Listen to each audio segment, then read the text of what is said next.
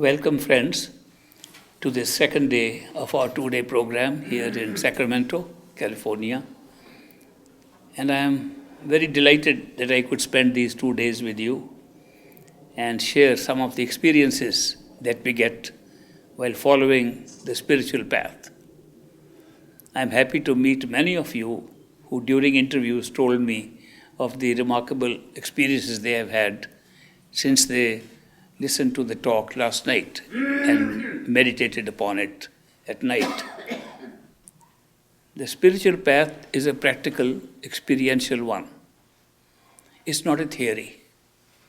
It is not a theoretical model either. It is not supposed to be.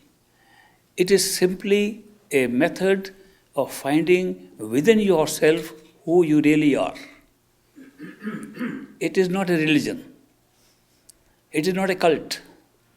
It is not a society. It's merely a teaching which tells us how we can find ourselves by a process of introspection or going within ourselves, by which we can find out what is the true nature of our consciousness.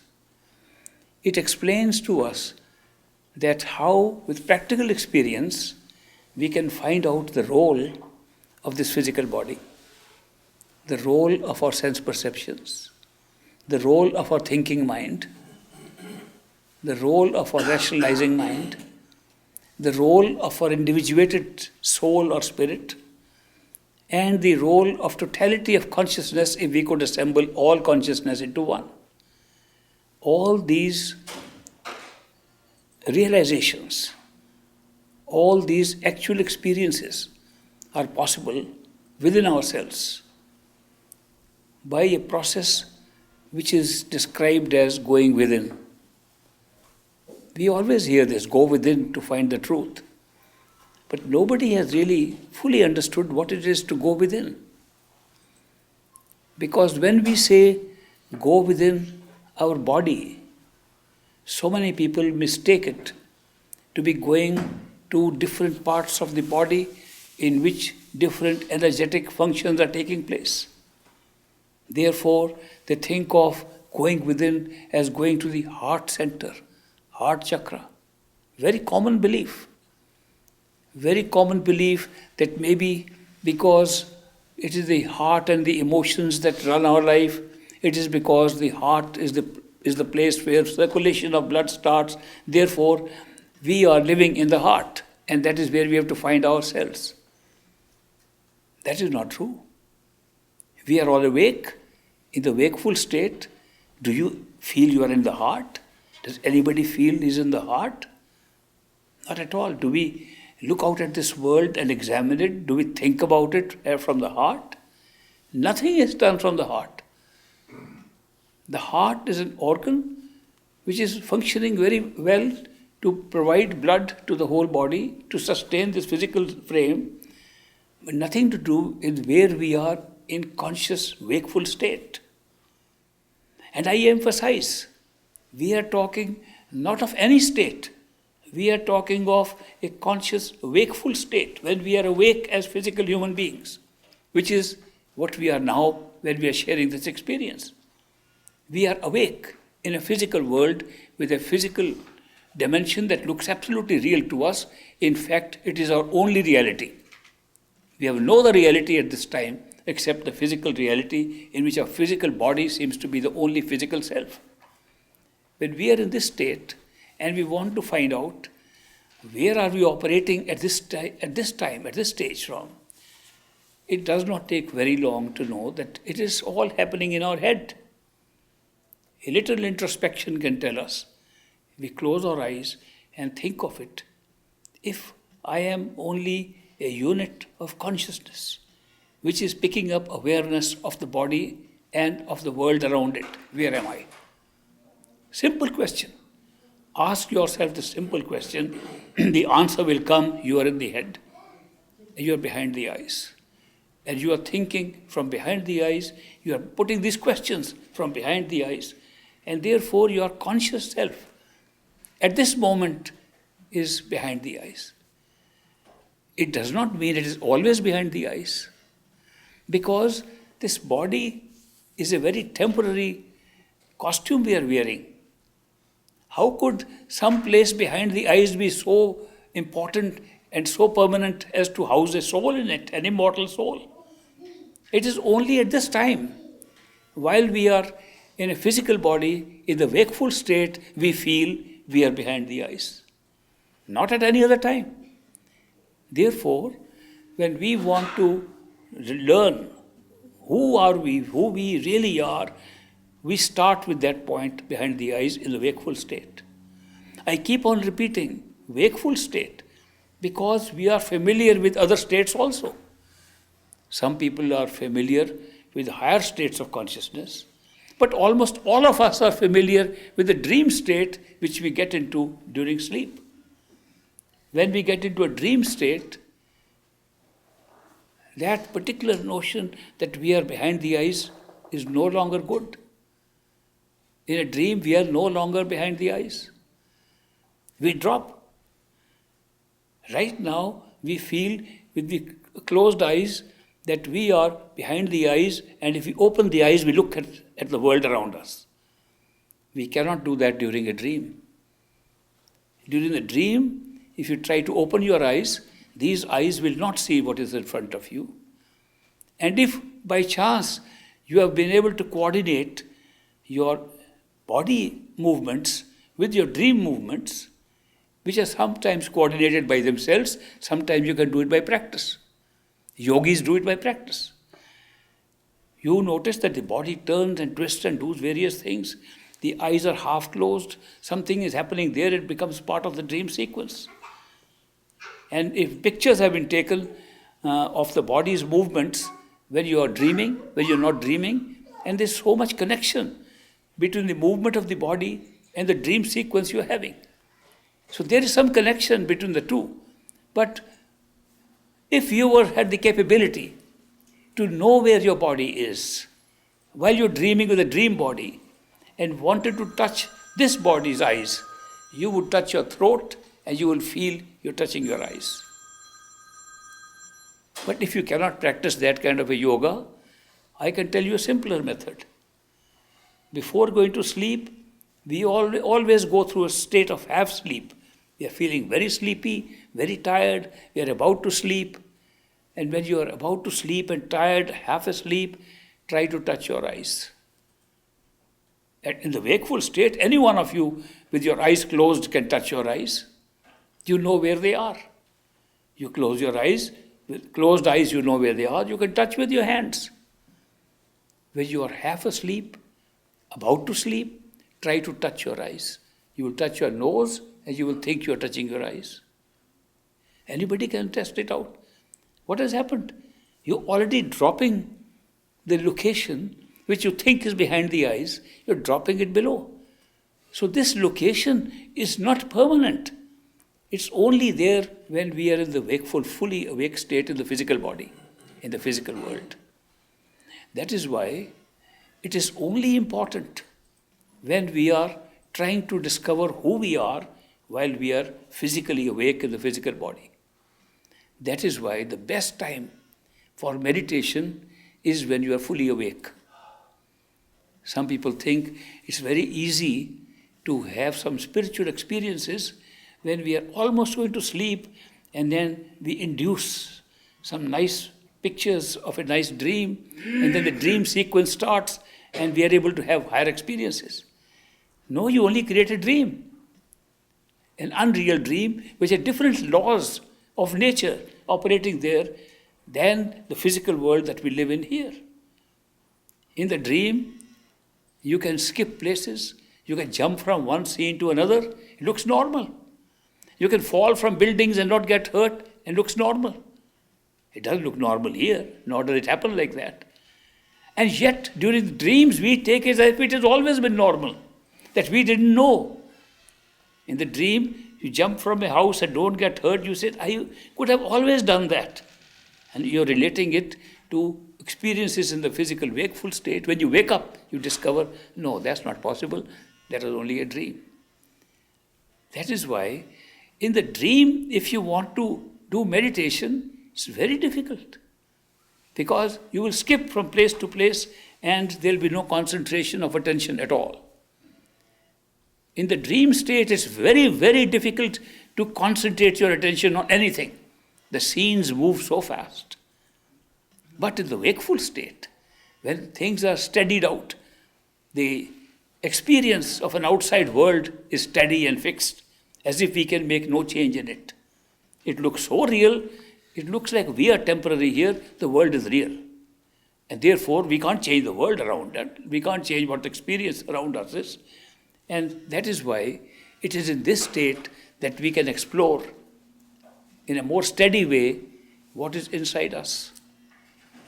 When we are in the wakeful state and we know that the truth of our own self is operating from somewhere behind the eyes, inside this body, the starting point for the spiritual journey is right there. Let's go behind the eyes. Let's go and sit there. Let's meditate there. Let's do whatever we want to explore out there. If we don't follow that first step, the rest of it is useless. If we think that by making a special room as our meditation chamber, putting a special chair, special little mat, special little pillow to meditate on, that is going to give us a higher experience, we are mistaken. You try it out. If you have a very special chair for meditation, all the time that you are meditating, you'll be thinking of the chair. Your attention will be there because you prepared your attention for the chair. You make a special room in your house. This is my temple. I am going to worship God in this temple. And I am going to put candles there. I am going to put essence. And I am going to put various kinds of goodies there, many images and pictures. And this is my temple where I will meditate. You will continuously be thinking of all those things around you. How can you go within? How can you take your attention inside? That is why people who think that you have to go to some particular place in order to get enlightenment, or that you do something special outside in order to get enlightenment, get stuck in those things and make no progress. Because the starting point for discovery of yourself must be where you feel the self is in a wakeful state in the human body. And that is inside yourself, behind the eyes.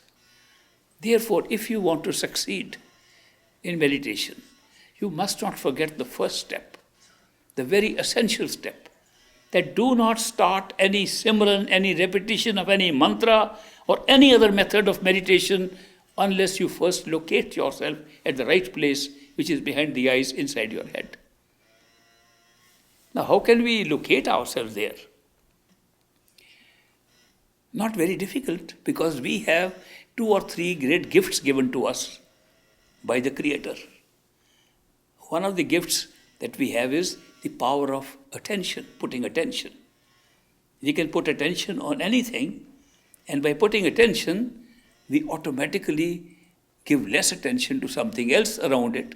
And if we concentrate our attention, the second gift of concentration of attention, when we concentrate our attention on anything, other things begin to disappear from our awareness. We forget where the other things are. We're putting all our concentration on something unique. If we can concentrate our attention on ourselves, behind the eyes, we made a good start. These gifts have been given to us so that we can discover ourselves. You might have noticed, if you go to a concert and several musical instruments are playing, and you say, I like the pipes, let me listen to the pipes carefully, all the other instruments become dull and the pipes become strong. Nothing has happened there. Only you put your attention on the pipes, they became strong. Now shift it to the drums and say, I want to concentrate on listening to the drums. Looks like drums are the strongest instrument there. Nothing is happening there. It's all happening inside you. Your power of concentration has this great benefit that you can become aware and more aware of something and less aware of something else. Because this unique possibility exists in us, therefore, by putting our attention on our own self, on the self from where we think, from where we talk, from where we make our contact with the world behind the eyes, if you fix yourself there and put your attention there, you are able to become unaware of what is outside and gradually become unaware of your body. Of course, when you become unaware of your body, you will notice, if you have been practicing this, that you first become unaware of your feet and your hands. Then you become unaware of your legs and arms. Then you get unaware gradually of your torso from the bottom up. Looks like a very standard procedure for pulling out awareness. By concentrating in the head, you're pulling out awareness from the extremities and bringing it up there. Ultimately, you forget your whole body. Now, if you compare this with death, physical death, it's very similar.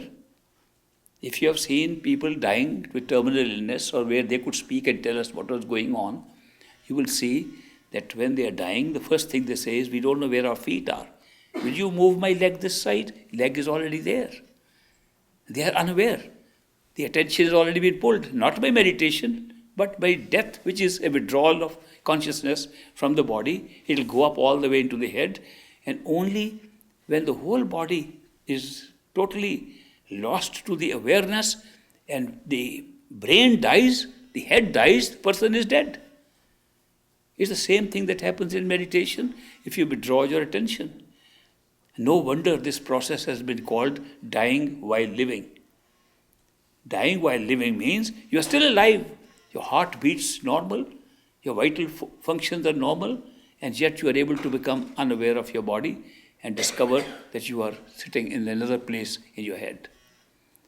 So long as you identify yourself with this physical body, there's a little struggle when you go through this phase.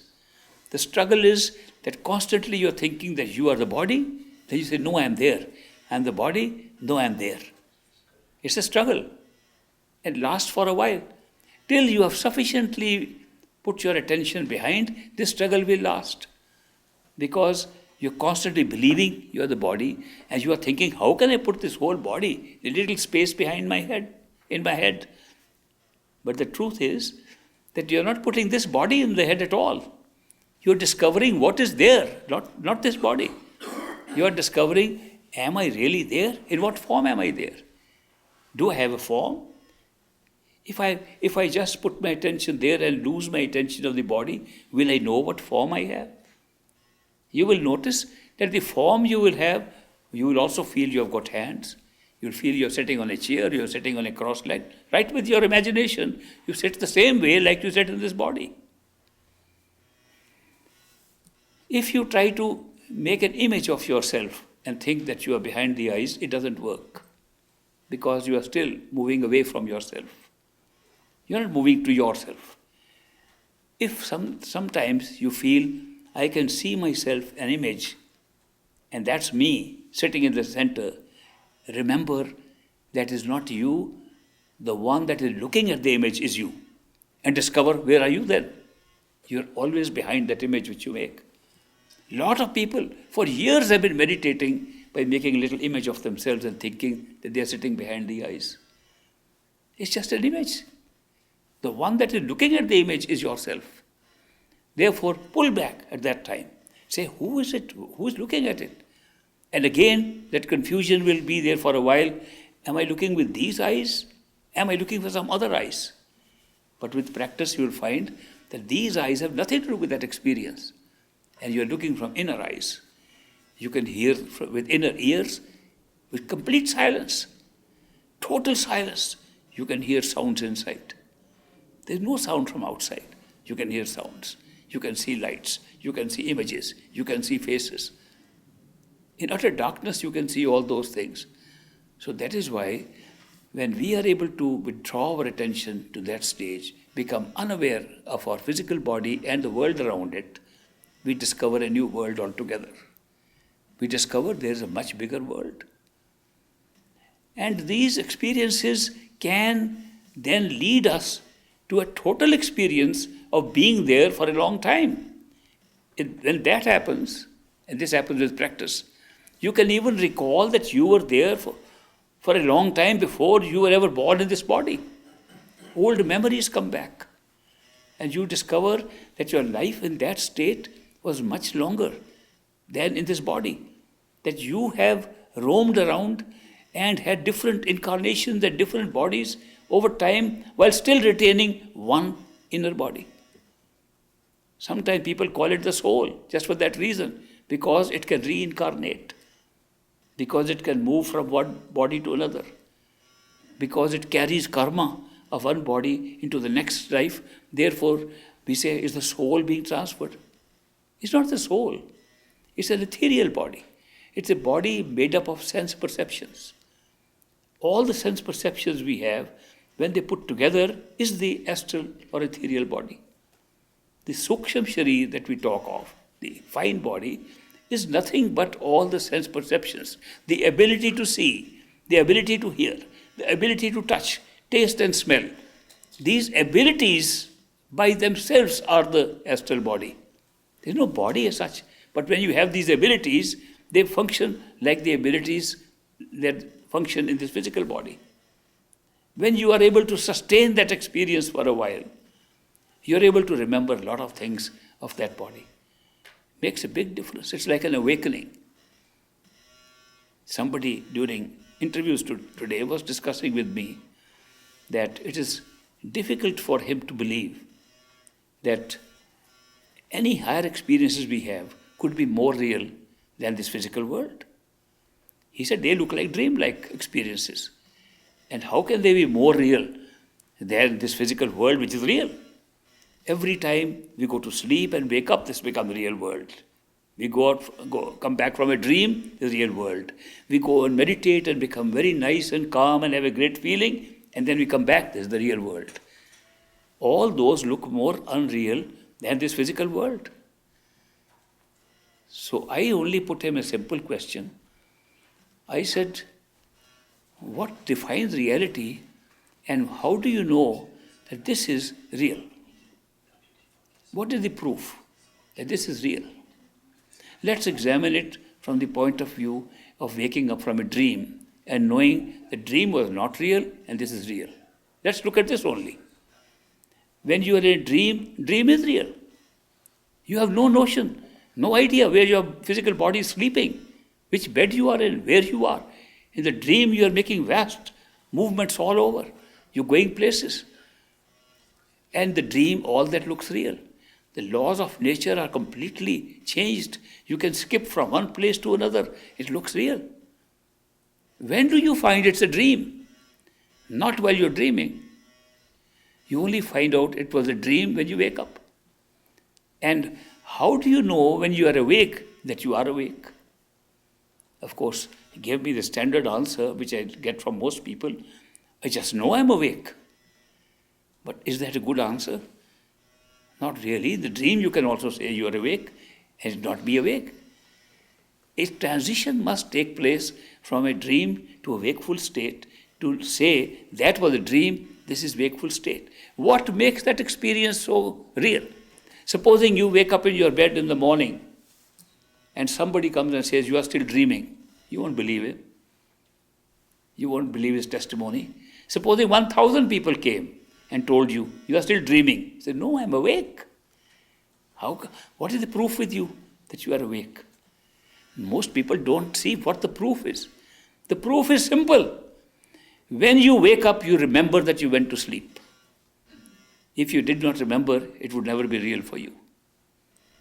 You remember without opening your eyes, without making any move with your body. You're still sleeping in the bed and you are awake. Nothing has happened except the recollection that you went to sleep in this bed. When the recollection comes that you were here before the dream started, it becomes real. Now when we have a higher experience of awakening and we awaken to discover that we were there before the physical life started, that becomes absolutely real for the very same reason as when we feel when we are awake here. Principle is the same. You remember that you were in that state earlier before you ever came into the physical world. That is the true proof of having an astral or a higher experience. It does not come immediately during our initial trials at getting experiences inside. It comes when we have stabilized ourselves in those experiences and been able to recall, we were here earlier. Now we remember everybody. We remember everything. It becomes real, and this becomes a dream. Then there's a question, if every time we wake up, we can make the wakeful state real, the rest become dream, then even the astral stage can be a dream. Indeed it is. Then what happens? Can you awaken yourself even more? Sure. If there is a method by which we can concentrate our attention and awake from a dream state into a wakeful state, if that is possible, it should be possible even beyond that. So we can keep up waking up again and again, and every time making the ultimate experience real, and all the rest a dream within dream within dream. Where does it end? Or is there no end? Or we can keep on saying, this is forever. We can keep on awakening forever. Where is the end? The end comes when we find there is only one dreamer and no one else. There is nothing else existing except the one dreamer. That's automatically the end. And that ultimate end, when you discover there's only one dreamer, all the others created were during dreams, in dreams, within dreams, within dreams. When you discover that, you have found your true home, where you are that one and having dreams within dreams within dreams, and that is what we call the totality of consciousness. That's where one can say, we are all one, I've seen it. But here we try to say we are all one just to be good to each other. But otherwise we hate each other sometimes. You say, we are one, but this part I don't like. What kind of oneness is that?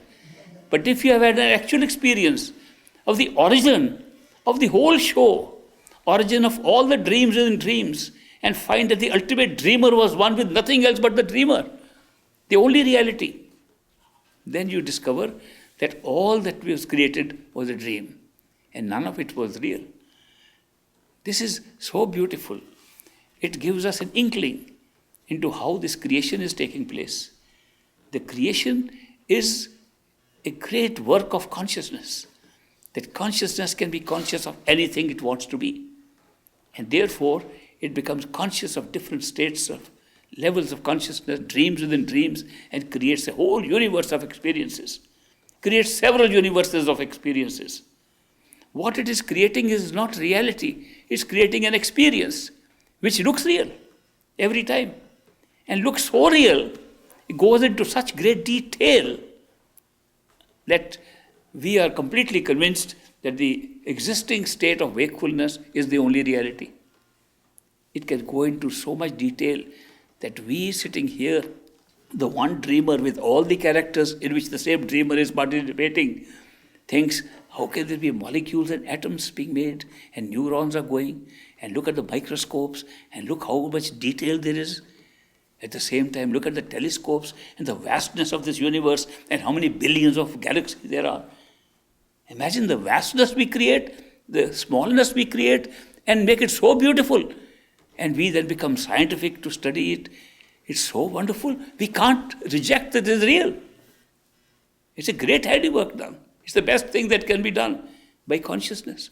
Show the power of consciousness to go into such great details and create all this. But it is only by wakefulness that you can discover that even this was all a dream. And the best thing is when you can figure out, are there any instruments or tools which we are using in the wakeful state which are causing a dream to happen? Are the events of a dream related to something that was happening in a higher wakeful state? When we have dreams here, very often dreams are of things we have been thinking of during the day. If we have had a fight with somebody, fight in our office, fight with our neighbor, fight with our wife or husband, and in the dream, we are fighting, getting a little better. Supposing the wife has scolded me, in the dream I'll scold her. It's safer there. Dream can be a continuation of several of our affairs that are going on here. And sometimes we have dreams which are not connected with here. Sometimes we can't remember who are these people that we are meeting. Look like we have met them, but we don't know. That is because we are linking our existing wakeful state only to one life. If we have the ability to look at previous lives, we would find that the dream experiences at different levels is not unique to one particular life. It's connected with all your previous lives. During dreams, you can see faces of people who don't even exist today. During meditation, you can see faces of people who don't exist physically anymore, because they are all stored in the same storehouse of your mind, from where they are being projected as experiences. Memory, which holds all these things, can play its part in creating a dream sequence. And that is why once our mind enters into a phase of cause and effect over time, that's one of the most beautiful things we have created. Create a timeline. That means spread out a time.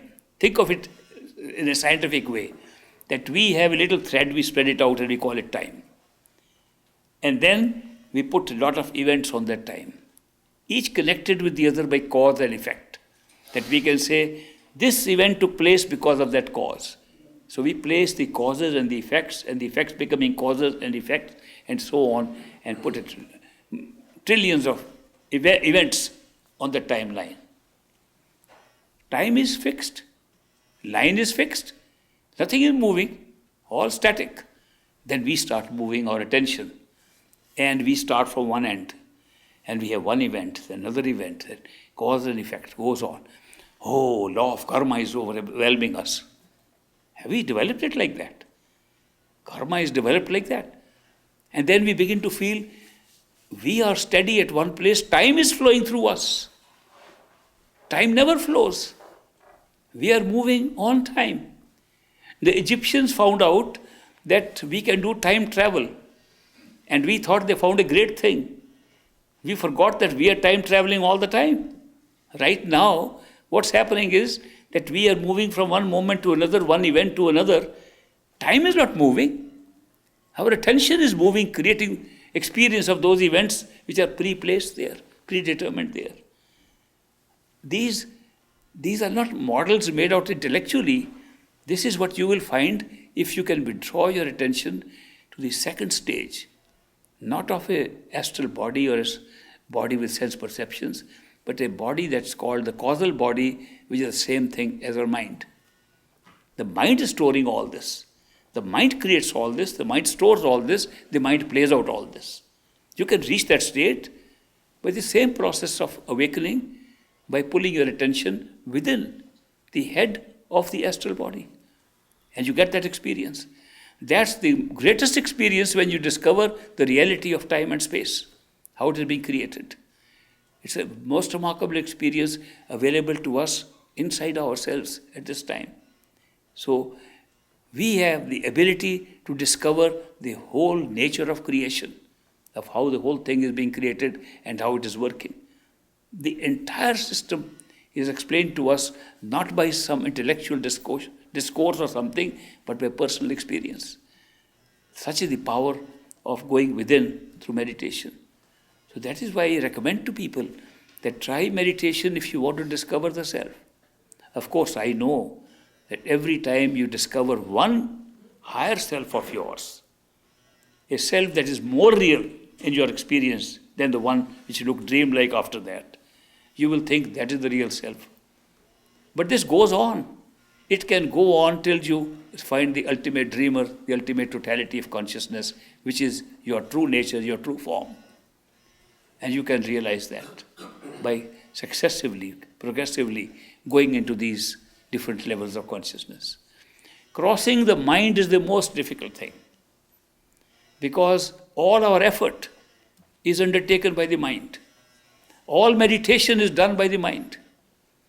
If somebody says, I have gone across beyond the mind into Par Brahm with the meditation, is making a fool of you. Meditation has never taken anybody above the Trikuti, above the causal stage. Because all meditation is a practice through the mind. There is no spiritual activity in that. If you think spirit means soul, spirit means your real essence of true consciousness, with no cover on it, then that is not taken by meditation or by any mental effort that we can make here. Therefore, something else has to pull us. You can't push yourself beyond the mind, because the mind likes to push. The mind always likes to push its way everywhere, whether it's outside or inside. You can push your way part of the way and even go all the way up to the state of the universal mind and discover all things were happening from there. That's the maximum a push can do. After that, you must be pulled. Who will pull you from there? Yourself. But you don't know yourself. You are already first thinking you are the physical body. With great good luck, you have found out that you are not the physical body, that you are the internal sensory body that's operating through the physical body. Then with great good luck, you discover that you are not even the sensory systems. You are a mind that creates all these things. And then you are stuck, because all this was being done with the mind, which is your end now, which is the destination, end of the journey. Then who pulls you? Who are you? Who are you really that's going to pull you beyond the mind to your true home, to true spirituality? Yourself, which you don't know about. Is there any way that you can bring that true self in your experience somewhere down here, so that you can have the experience of your true self somewhere here, so that we can at least try to use some tool here in order to be pulled by your own true self? Yes, we made the arrangement ourselves. We didn't take the big risk of always being captured by these illusions that we created for our experiences. We were sufficiently intelligent to know that if we get trapped into this and try to make it too real, we'll take the reality to be the only thing that exists and be caught up in it. There should be some way that we should guarantee our possibility of discovering our true self. If we get lost or get caught up in this reality here, which we have made so real with our very good craftsmanship, we should be able to go back. We made a great arrangement right from the beginning. Right from our true self, we made the arrangement that if we get caught up in this kind of game, we'll be able to pull back. And what was that? To make the true self appear as somebody else in the physical world of this nature. And that person we create in this show, we call a perfect living master. A perfect living master, our own true self. He's not somebody else, because there is nobody else in our true home. Therefore, it's our own total self that appears as a human being amongst us. And he could appear in dreams also. He could appear in the astral stage also. He could appear in any stage, but he is most useful to come in this physical human stage, because this is the only state out of all possible states we have created where we have an experience akin to the experience of our totality, the experience of free will. We made everything when you were only one, when you were the totality of consciousness. Whole play was laid out there through pure will of consciousness. The playful will. In India we call it the moj. What is moj? Moj is not merely will. They say you are having moj, that means you are having a good game, you are good play, you are enjoying, having fun. Moj is associated with fun. So it was a fun game for our own totality to set up so many levels of consciousness. But he provided one level where he or she or it or whatever you like to call that power of consciousness left scope for recovering our own knowledge of the true self. And that was the human wakeful state, the state we are in right now. In this state, we felt we make our own destiny. We make our own choices. We can decide to follow this path or not follow. We can decide to reject this or accept that. We have options in front of us all the time. We make our choices, what to do. Nobody else is responsible. Of course, we are not always sure if the choices we are making are really free. Indeed, when we go up, we find that nothing is free. We made all the choices that we are making here, we made at the inception of all the show. At the inception, we made all the choices. But we left this experience of making choices or using free will at that point when we were total, and at this point when we are human beings with ignorance of the future. Now imagine this is the most useful gift we have been given, ignorance of the future. Ignorance is truly bliss, because that alone makes us feel we make our choices. If we have knowledge of what is going to happen in the next 10 minutes, our free will disappears. Because we will find that all our thinking in which we make choices, how we decide what to choose or what not to choose, is pre-written, predetermined. Not by somebody else, by ourselves, at a different level. Therefore, free will is an amazing phenomenon. Free will is the greatest experience we are having as human beings, because that is what makes us make a choice, even to seek, even to say, I want to find out who I am. That's being done with the same free will. So free will, we have made more real than anything else, because it's a daily occurrence. Every day we make choices. It is not that we can't sometimes tie up free will with our belief system. For example, most of us who have followed religion, one religion or the other, have defined God, the Creator, who we say is separate from us. That's why we worship Him. He's somebody sitting up, doing something, making this whole world. But we define, in every religion, every spiritual discipline defines God, the Creator, as being omnipresent, omnipotent, omniscient. He is present everywhere. He is most powerful, all-powerful, and He is all-knowing. Now that's the third point, is the most important. He is all-knowing. When we make a choice and say, I'm using my free will, does God know it? Or He doesn't? If I can choose between a cup of tea and a coffee, and nobody knows. If somebody knows, then it's not free will. If somebody knows earlier, I'm just following that will of somebody else. But if that other doesn't know, and I am making a choice, then if it is true free will, that I have a choice, here's a cup of water. I am going to drink or not going to drink. Nobody knows. I am going to decide. Even God doesn't know. Then He fails in His definition of God. It's so simple. Either we believe in God who is omniscient, who is all-knowing, or we don't. We can reject Him. We are the only ones who are all-knowing, because we make our choices. And there is no God. Or if there is God, it's a contradiction to say, you also have free will. Some people try to modify this argument, retaining their faith in God, and yet saying we make choices. It's a contradiction, straight contradiction. An omniscient God who knows everything, and to say you can do something God doesn't know, don't go together. And if God knows beforehand what choices you will make, you have no free will. It's God's will that's prevailing and looks like yours. But some people try to modify. God has given you limited free will. I say, even if He have given you 100% of 1% of free will, He is no longer God. It's not a question of how much. It's a principle. Is He totally omniscient or not? Does He know everything or not? If God knows everything, then you can't have free will, because He must know before you exercise your free will what you are going to do.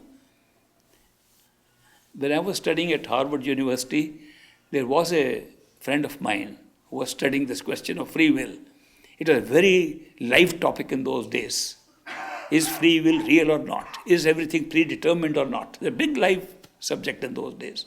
So one day early morning he called me and he said, I found out, purely on this consideration, that I have faith there is God who knows everything.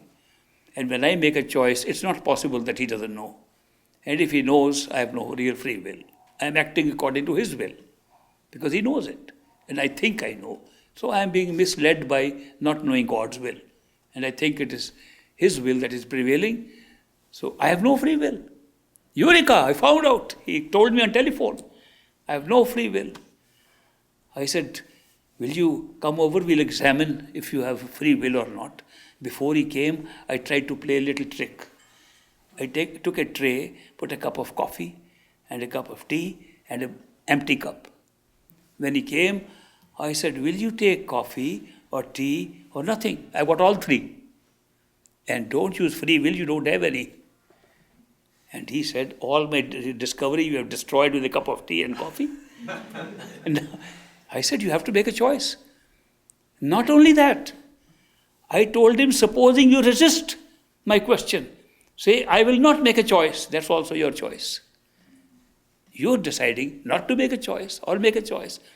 You are trying to tell me there is no free will. I am trying to prove that you cannot avoid free will.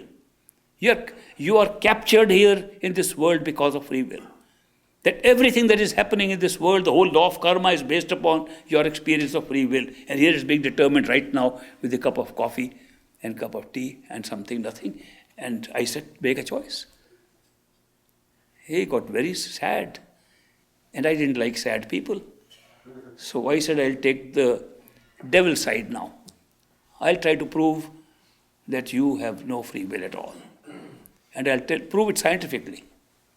I'll not prove it just by some metaphysical quote from somewhere or some religious book. I'll tell you purely scientifically.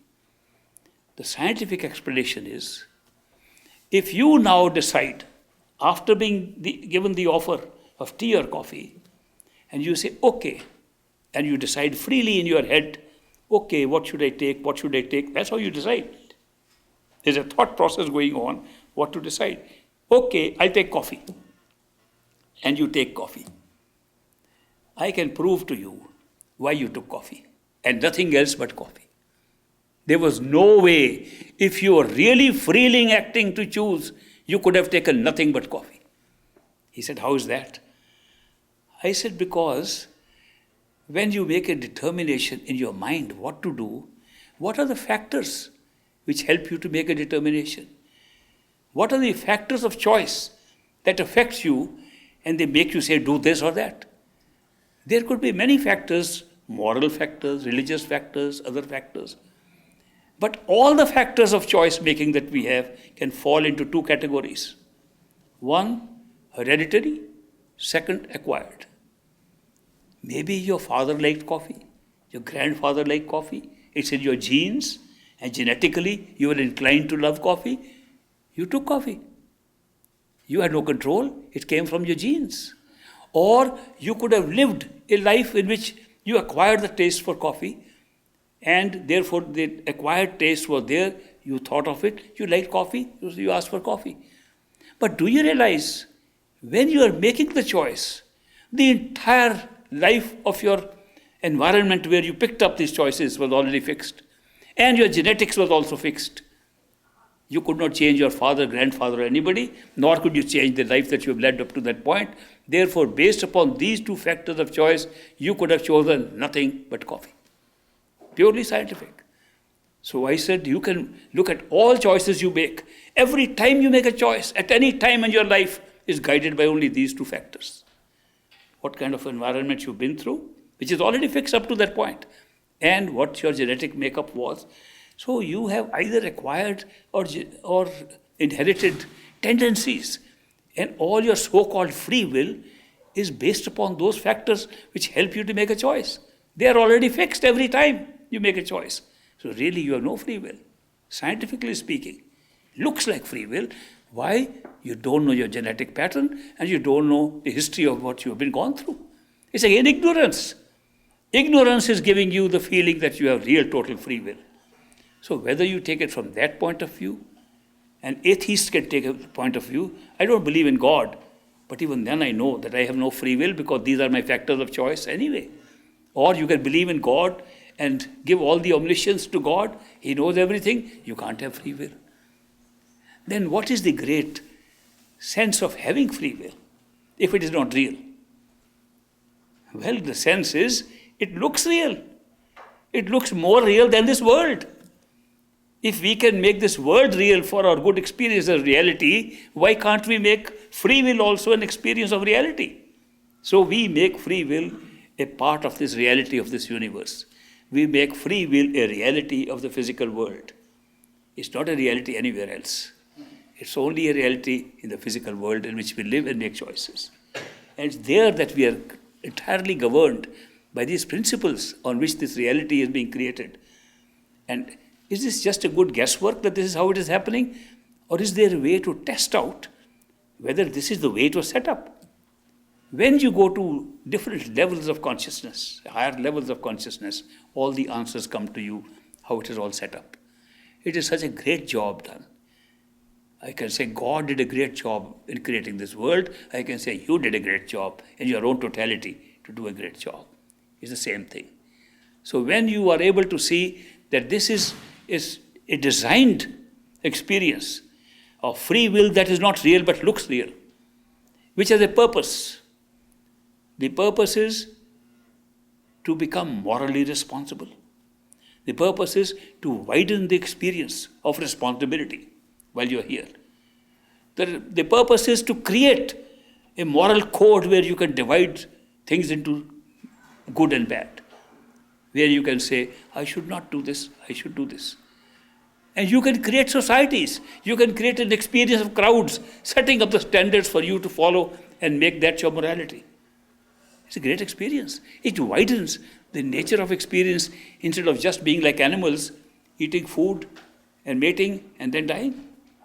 We could have been like that, but by introducing these things, these features, like free will, like having to choose between that which is better or worse, we have made it a very beautiful experience of morality, good and evil, and responsibility for ourselves. What could have made our life better than that? It's a very good addition to the quality of life, to the spice of life, where we have to make such choices. But more than that, more than just introducing beauty in this physical creation, the biggest benefit of this was we could use the same illusion of free will, the same experience of free will, to seek to get out of this whole mess. That's the best thing, that we can seek to be a seeker. And that is acknowledged everywhere. If you seek, you will find. If you don't seek, you don't find. So that is why seeking has become so important. I keep on reminding people that you cannot find that human being who can be a perfect living master. One who claims to be a perfect living master is too much tied up with the reality of this world, and how can he be a master? A perfect living master will never claim he is a master. He will be like ordinary person, sometimes more ordinary than more ordinary people.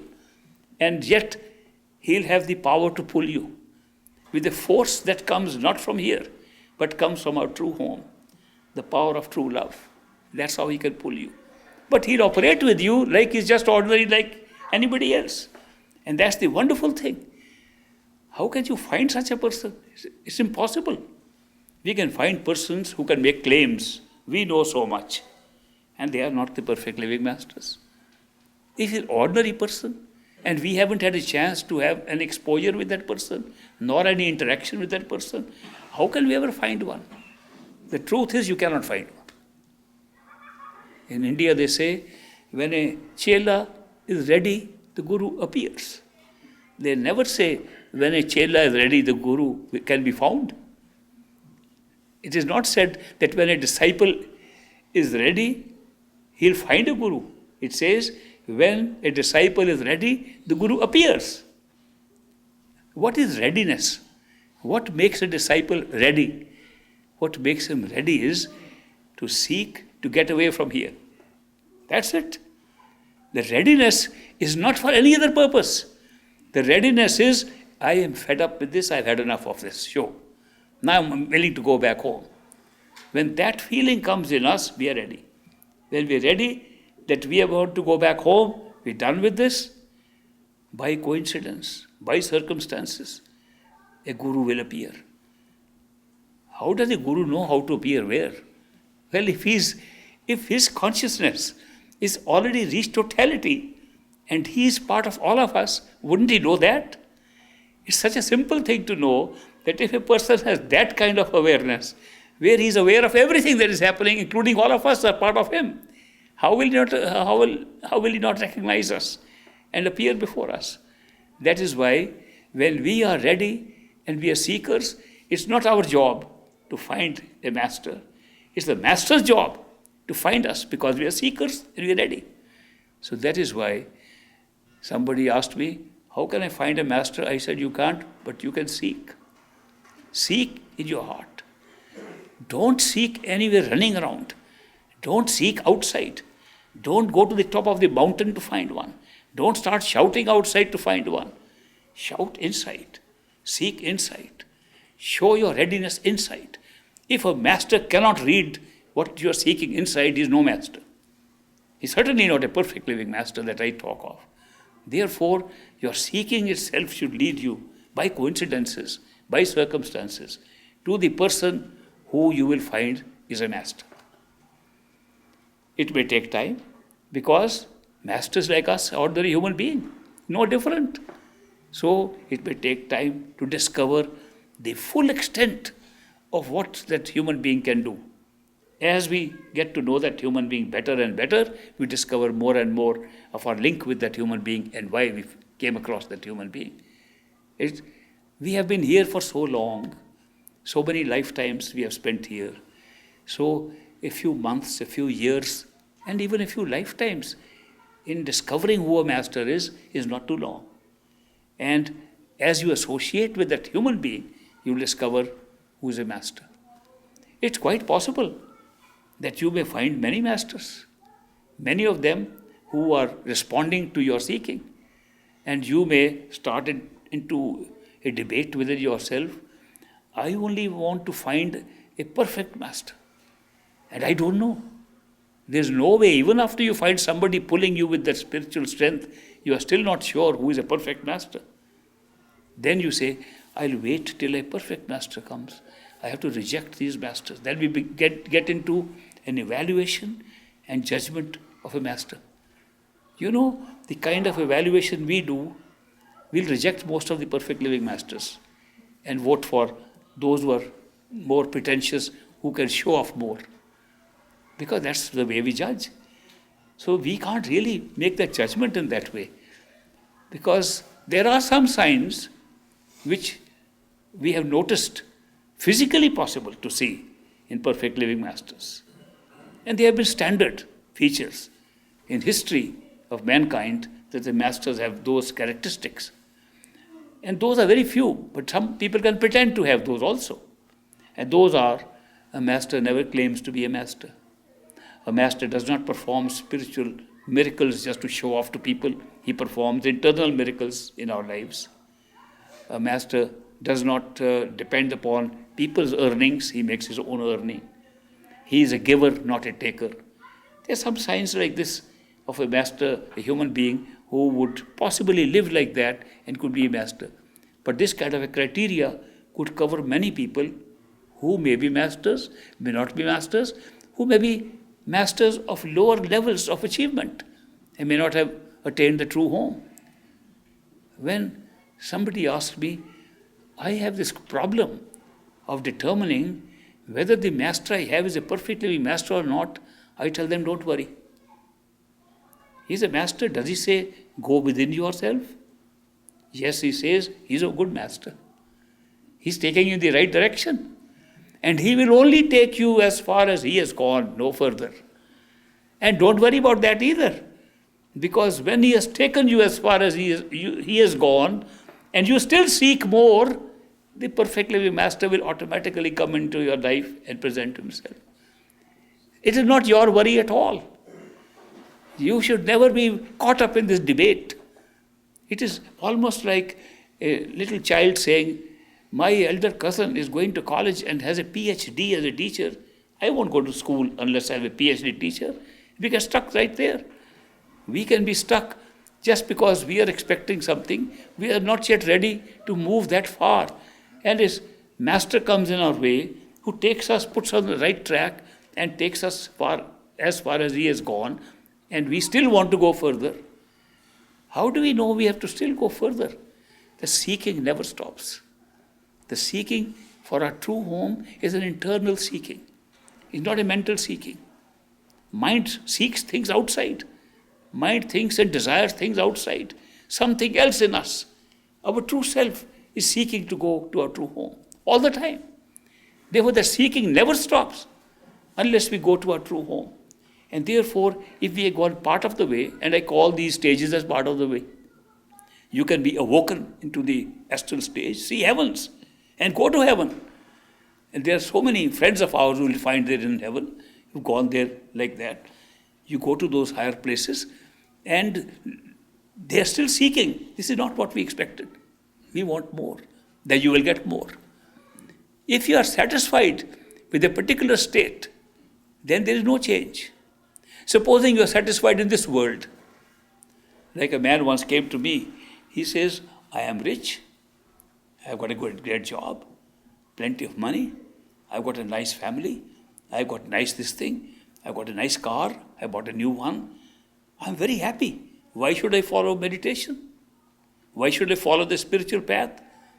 I said, you should not. You should enjoy these things. Your time is not yet. Enjoy. That's what you're here for. You're satisfied with that. What you're satisfied with, go and have a good time. Of course, after 1 week, he came back again to me. And he said, my life is in a mess. We have had so many problems. We're thinking of divorce. And I have been caught up by another woman. And this has happened. And emotional life is totally broken. I am living in a hell. I said, you were living in heaven only a week ago. Now what has happened? There are two types of things that we get in this life. Some are very tangible things, like money, good car, good house, things that we can see with our eyes and feel with our hands, and they look so good.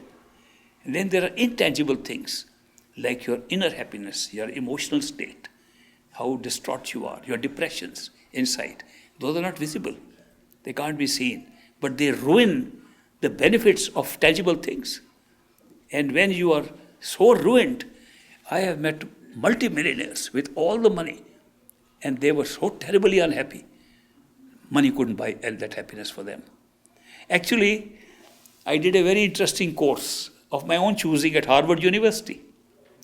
And that course was actually in economics. And it was designed to find whether the laws of diminishing returns works or not, something like that.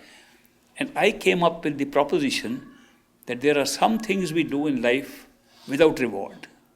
My professor didn't agree. There's always a hidden reward that you're expecting. I said, when you see an old woman trying to cross the street and the bus is coming and you are afraid she might get into an accident, you hold her hand, take her to the other side, she's gone, you don't know her. What reward did you get? Nothing monetary, nothing physical. You felt happy you helped a woman. Here is an example of an act that was done without expecting a reward. There are other things also that you get happiness. The answer would be, you got happiness as a reward, which in economic terms doesn't count anything. In economics, it's dollars, it has to be some monetary things to be evaluated to value how much it is. And inner happiness, that is satisfaction. I did a good thing. Doesn't count. But intangibly, it's very important. So we do a lot of these things. So I began to prepare a questionnaire under the direction of my professor to find out what makes one happy, what doesn't make happy, and whether economics has an impact on this or not. That was the theme. So I prepared a questionnaire to ask 1,000 people taken up from the greater Boston area telephone directories, especially those living around Cambridge itself, where I was studying. And I said, I'll just put this questionnaire to people and ask them, what makes you happy? I say on the reverse side of that page, write what makes you unhappy. I got bulk of the replies. Most people replied. I was a very serious student in the university. They said, yes, let's help him. So they gave replies. Many were ex-professors of the university, now businessmen. There were some top businessmen, business executives also living in that area. So they gave me a lot of input into my questions, and The answers were surprisingly similar. If we have a lot of money, if we have a nice family, we have good kids, if we have a good education, if we have these things, if we have a big, nice house, we are happy. And on the other side, if we are poor, if children are not obedient to us, if this happens, and we live in a hovel, not in a good house, then we are unhappy. Reverse of that. So I found that almost all of them said that if you have a lot of money, it's mostly an American crowd, I must tell you, most of them said that if you have a lot of money, we'll be happy. That made me have interviews with some of the very moneyed people. One of them was an ex-Harvard professor who had indicated his net worth was $10 million. He was rich, according to my standard. $10 million net worth is rich. I interviewed him, besides others also. When I interviewed him, I said, I understand you have a net worth of $10 million. You must be very happy. He said, not at all. How can I be happy? I said, you put that money as a source of happiness. It is a source of happiness, but I'm very unhappy. I said, why are you unhappy with all this money? He said, do you know, like you, I went to Harvard University. I spent years. I got a bachelor's degree, master's degree, a doctorate, and worked hard for 8-10 years to get educated and made my life, and now I have acquired a net worth of 10 million.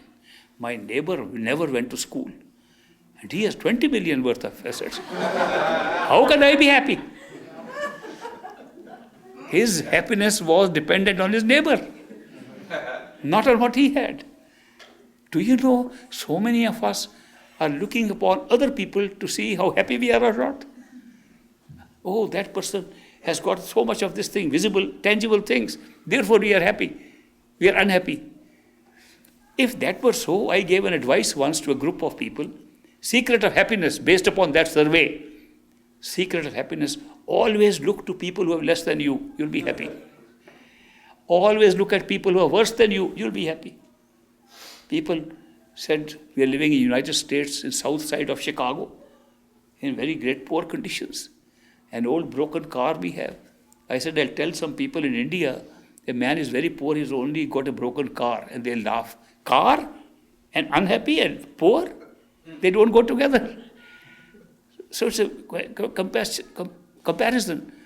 You look at the poorest people here, then go to Ethiopia, those kind of poor countries, and see, you will find these people have every reason to be happy. But when they're comparing themselves with people who are better off, doing better, they become poor, they become unhappy. So this happiness-unhappiness question, which I studied almost like a course, revealed to me that there are some tangible things which we can see contributing to somebody's contentment. The intangible things. I went to a small town in India where Krishna was born. And Vrindavan, Mathura, those areas I toured to see how people respect that man who was later called as an incarnation, as a avatar of Vishnu God, and is worshipped in India. So I stayed with those people, and there was a group of farmers. They used to work on gardens, very poor, living in little small hovels, but made with little straw by themselves, in extreme poor conditions, one meal a day. And I stayed with them to see how can they be happy. In the evening they would sing songs, and one of the songs they sang was praising Krishna.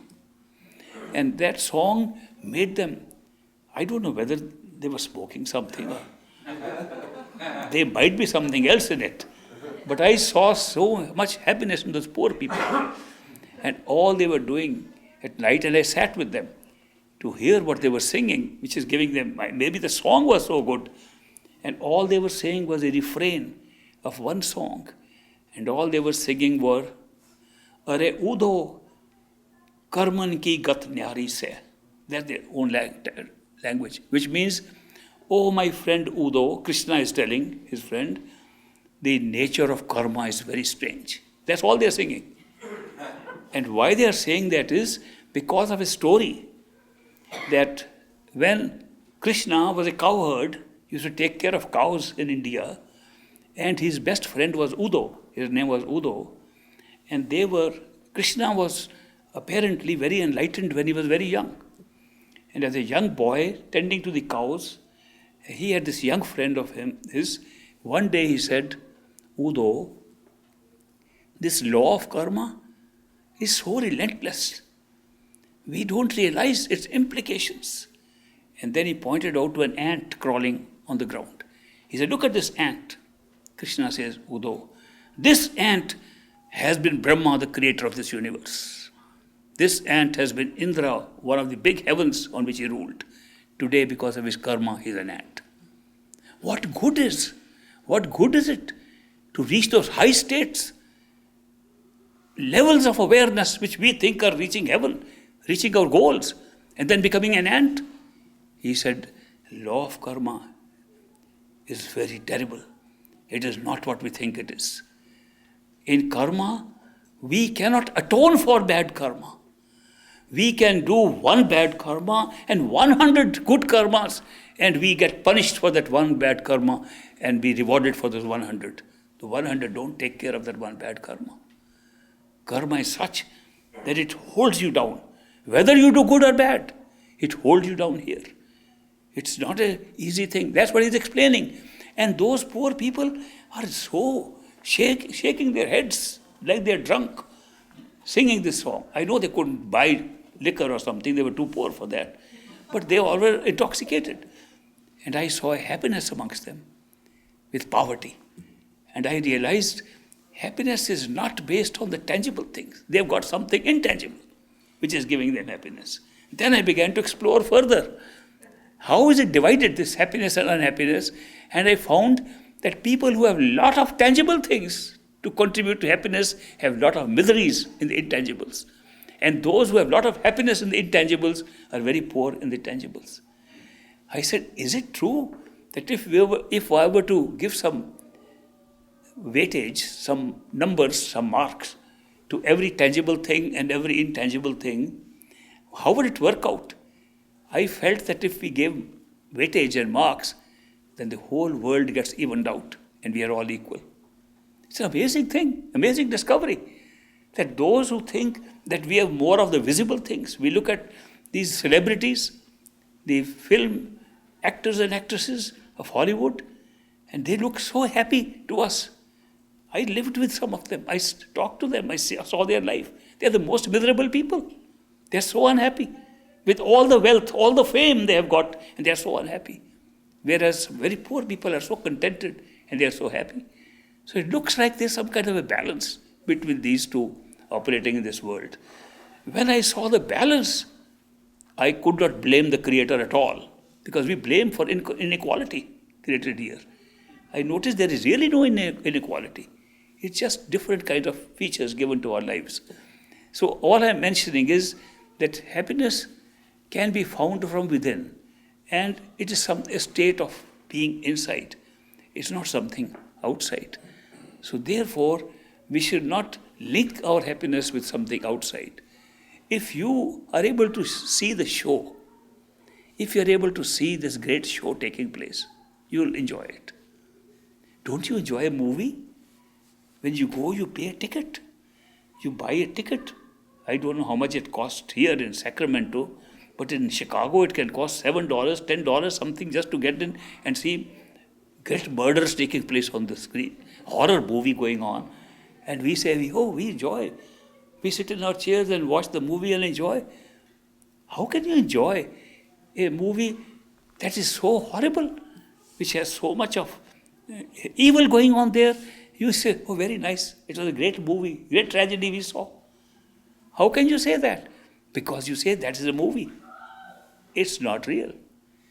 What would happen if you one day suddenly found out that what we are watching here in this world is just a movie? It's just a movie and no different. Pre-recorded. It is not made today. It was made at inception. We just come to see it. And we the human beings are not watching the movie. The human being is a character in the movie. It happens that instead of sitting in an audience away from the screen, we are sitting in one of the actors on the screen. We are sitting inside one of the actors. Would that make a difference? No, if you are aware, it's a movie. And even if you are sitting in one of the characters and watching closely, that movie so closely, you should enjoy it even more. People are now in Disneyland, Disney World, producing what they call artificial experiences of 3 dimensions, 4 dimensions, and people have been made who are not real. They put on glasses, they put on electrodes and all that, and make you feel they're real people moving around and walking. It almost gives you the impression maybe this world is like that too. We're just wearing our perceptions to make it real, and everything is looking real. It's a movie. But what if you can really find out it's a movie? Pre-record it. We would enjoy it like we enjoy that movie. I can tell you that. And that is possible if you can withdraw your attention, take a very nice, comfortable chair, artificial, imaginary. Take an imaginary chair behind the eyes and take imaginary popcorn in your hand. I suppose that's tradition with movie viewing. And then you watch the movie, this movie, and you will relax and enjoy. Has anybody ever seen a bad scene coming on the movie, left his seat and run to tear down the screen? Nobody does it. It's a movie.